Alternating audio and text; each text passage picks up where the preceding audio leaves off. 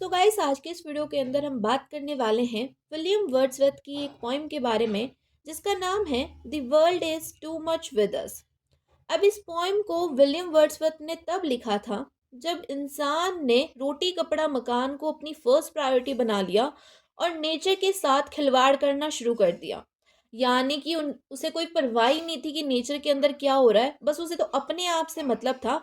तब उन लोगों के माइंडसेट को चेंज करने के लिए इस पोएम को लिखा गया था। एक व्यंग्यात्मक पोएम आप इसे बोल सकते हो, एक सार्केस्टिक पोएम है।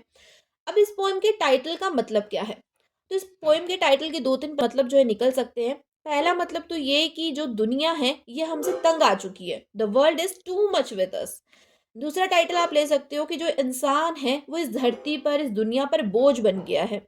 क्योंकि इंसान को दुनिया से कोई मतलब नहीं है, तो दुनिया के लिए इंसान क्या है? एक बोझ की तरह है।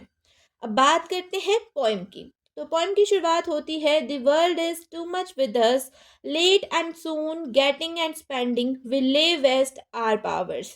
अब यहाँ पे पोइट बोलते हैं कि ये जो दुनिया है ये हमसे थक चुकी है। हम जो है अपनी पूरी जो पावर्स हैं वो क्या करने के लिए खर्च कर देते हैं?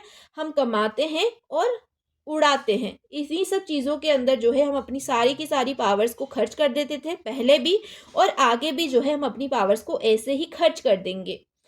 Little we see in nature that is ours, we have given our hearts away a sordid boon. तो यहाँ पे पोइट बोलते हैं कि आज का जो इंसान है ना, इसे कोई फर्क नहीं पड़ता कि नेचर के साथ क्या हो रहा है, क्या नहीं हो रहा है, बाहर की दुनिया में क्या हो रहा है, क्या क्या चीज़ें हो रही हैं, उनसे हमें कोई फर्क नहीं पड़ता। हमें फ़र्क ये पड़ता है कि हमारे घर में क्या हो रहा है, हमारा खर्चा कितना है, हम कमा कितना रहे हैं। हम इन सब चीज़ों के अंदर ही बंध चुके हैं। हम अपने नेचर की तरफ, जो कि सिर्फ हमारा है, उसकी तरफ हम ध्यान ही नहीं दे रहे।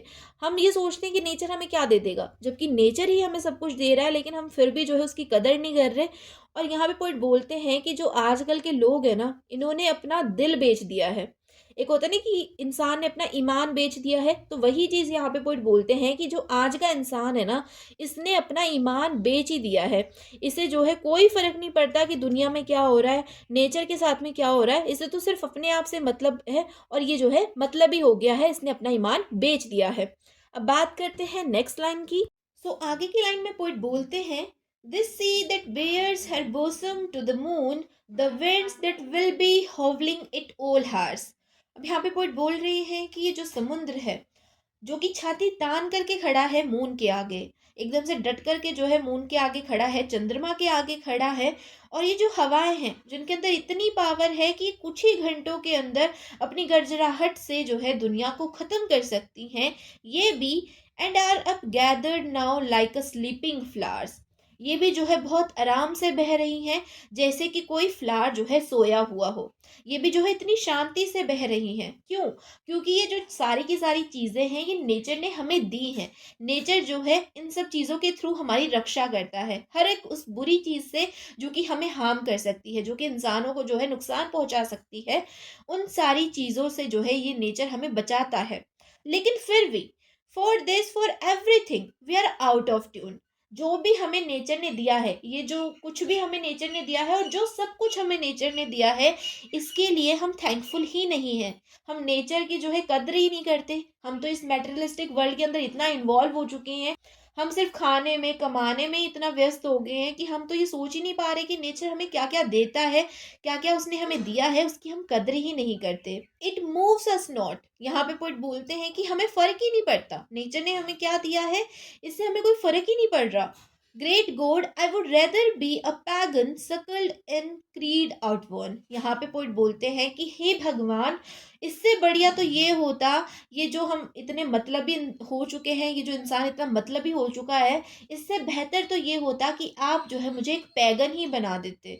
पैगन का मतलब है कि एक ऐसी चीज़ जो कि इस दुनिया से ही बिलोंग नहीं करती, जो कि इस मेटेरियलिस्टिक वर्ल्ड से ही बिलोंग नहीं करती। आप तो मुझे वही बना देते ताकि जो है मुझे, मतलब मैं इतना मतलबी तो नहीं होता, मैं इन मतलबी लोगों के बीच में तो ना रहता। आप जो है मुझे ऐसा कुछ बना देते कि मुझे जो है इनके बीच में रहना ही नहीं पड़ता। मुझे खुद को शर्म आती है कि हम इंसान कैसे हो चुके हैं, हमें जो है नेचर की कदर ही नहीं है। तो इससे बढ़िया तो ये होता कि आप मुझे एक पैगन ही बना देते। So might I standing on this pleasantly. तो शायद जो है पेगन बनने के बाद में शायद जो है मुझे इस दुनिया से छुटकारा मिलता और मैं उस बड़े से मैदान में खड़ा होता। वो बड़ा सा मैदान have glimpses that would make me less forlorn. वो बड़ा सा मैदान जहाँ पर बहुत सारी चीज़ें हैं देखने को, ग्लिम्पसेस हैं यानी कि बहुत सारे नज़ारे हैं देखने को। तो मैं वहाँ पर खड़ा होकर के उन नज़ारों को देखता और वहाँ पे मुझे अकेलापन तो महसूस नहीं होता, फॉरलॉर्न तो महसूस नहीं होता, क्योंकि यहाँ पर इस दुनिया के अंदर तो मतलबी लोग भरे हुए हैं, कोई भी अपना नहीं है।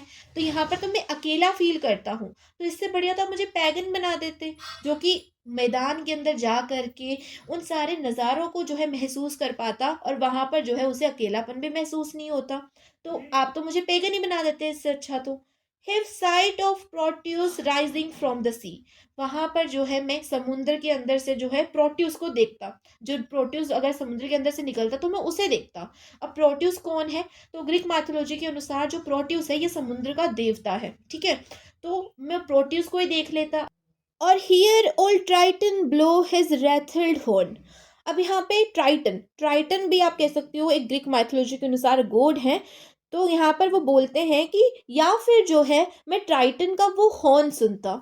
अगर जो है मैं इन मतलब इंसानों की तरह नहीं होता, अगर मैं पैगन होता, तो या तो मैं जो है प्रोट्यूस को देखता या फिर जो है मैं ट्राइटन का वो हॉर्न सुनता। जो ट्राइटन आवाज़ निकालते हैं समुद्र के अंदर, वो जो है मैं सुनता।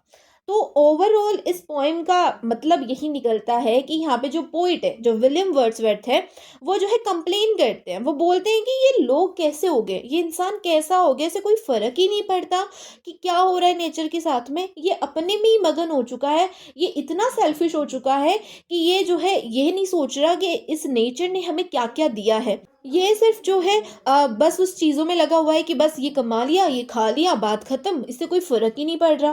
तो ये सब जो चीज़ें हैं इस पोएम के अंदर बताई गई हैं।